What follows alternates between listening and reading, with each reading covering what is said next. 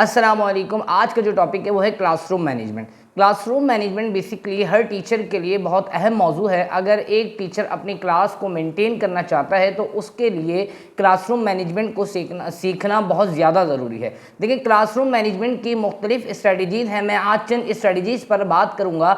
Number 1 जो है sitting control. देखिए, एक टीचर को चाहिए कि अगर क्लास लेने जा रहा है, अगर कोई क्लास कंडक्ट कर रहा है, तो उसने सबसे पहले करना ये है कि आपने अपनी क्लास में मौजूद स्टूडेंट की सिटिंग अरेंजमेंट करनी है। आपने उन स्टूडेंट्स को आगे बिठा लेना है जिससे आपको तवक्को है कि वो आपको डिस्टर्ब कर सकता है, और उन स्टूडेंट को ग्राफिकली आपने मेंटेन करना है और आपने बोर्ड को इस तरीके से मेंटेन करना है कि पीछे वाले जो बच्चे हैं उनको भी क्लियरली दिखे। आपको पता होगा कि कौन सा स्टूडेंट आई डिसऑर्डर रखता है, तो आपने उस बच्चे को भी आगे बिठाना है ताकि आप जब क्लास कंडक्ट कर रहे हो तो पीछे वाला बच्चा आपको डिस्टर्ब ना करे कि टीचर नज़र नहीं आ रहा। क्लास को अगर आप इस तरीके से कंट्रोल करेंगे तो आपकी क्लास में कभी भी कोई डिस्टर्बेंस क्रिएट नहीं होगी और आपने जो लेक्चर रेडी करा हुआ है तो आप आसानी से उस लेक्चर को अपने स्टूडेंट को डिलीवर कर सकते हैं। नंबर 2 जो है वो है involve student in the class. देखिए, एक टीचर को चाहिए कि अगर वो पढ़ा रहा है, अगर वो अपनी क्लास को कंडक्ट कर चुका है और उसने कुछ ही वक्त के लिए कुछ स्टूडेंट्स को या पूरी क्लास को कोई होमवर्क, कोई असाइनमेंट या कोई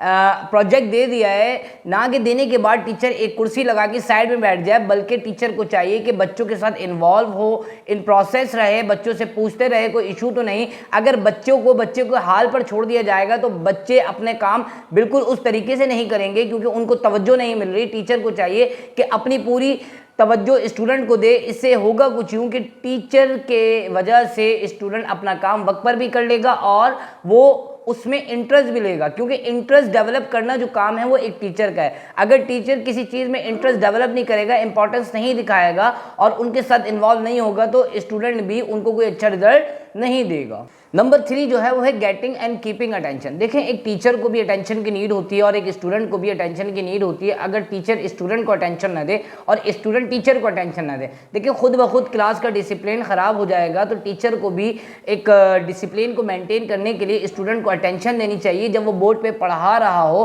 तो उसकी डायरेक्शन इस तरीके से होने चाहिए कि तमाम बच्चों पर उसकी नज़र हो और तमाम बच्चे उसकी तरफ देख रहे हों। अगर वो पढ़ा रहा है इस डायरेक्शन में खड़ा हो जाए कि लेफ्ट हैंड के स्टूडेंट को दिख रहा है, राइट हैंड के नहीं दिख रहा, तो बच्चों में एक आंसर ये भी पाया जाता है कि वो सोच रहा होता है टीचर हमारी तरफ देख के नहीं पढ़ा रही। तो बच्चों के लिए ये भी एक बहुत नेगेटिव इम्पैक्ट होता है। क्लास से इसका डिसिप्लिन भी ख़राब हो रहा होता है और बच्चे की तरफ जब टीचर की नज़र नहीं होती तो लेफ्ट हैंड साइड वाले जो बच्चे होते हैं जिसकी तरफ टीचर नहीं देख रही होती या देख रहा होता, तो बच्चे खुद ब खुद डिस्ट्रैक्ट कर रहे होते हैं क्लास को। तो क्लास की मैनेजमेंट के लिए टीचर को अपनी बॉडी लैंग्वेज का इस तरीके से इस्तेमाल करना चाहिए कि टीचर हर बच्चे पर नज़र भी रखे, हर बच्चे को देखे भी और हर बच्चे को इंडिविजुअली तवज्जो दे। नंबर 4 जो है वो है ऑफर प्राइस। देखिए, अगर टीचर क्लासरूम में स्टूडेंट को प्राइज़ ऑफर करे और वो बोले कि मैं जो लेक्चर कंडक्ट करूँगा उससे रिलेटेड आखिर में क्वेश्चंस किए जाएंगे,